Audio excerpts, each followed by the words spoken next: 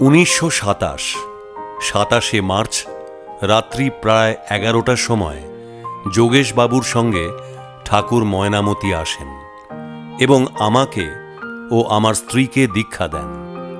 আমার স্ত্রী ঠাকুরকে বলিলেন, কেমন দীক্ষা হইল? কোনোদিন দেখা হইল না, কিংবা কোনো অনুষ্ঠান হইল না। ঠাকুর বলিলেন, দীক্ষা দেখা, এর দেওয়া নেওয়া কিছু নাই।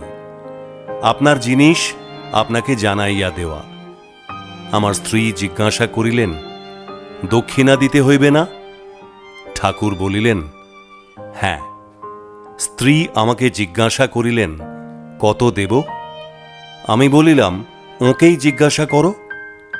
জিজ্ঞাসা করিতে ঠাকুর বলিলেন, কামনা বাসনা গুরুকে দক্ষিণা দিতে হয়। আমার তখন মনে হইল, ইনি পয়সার কাঙাল নন।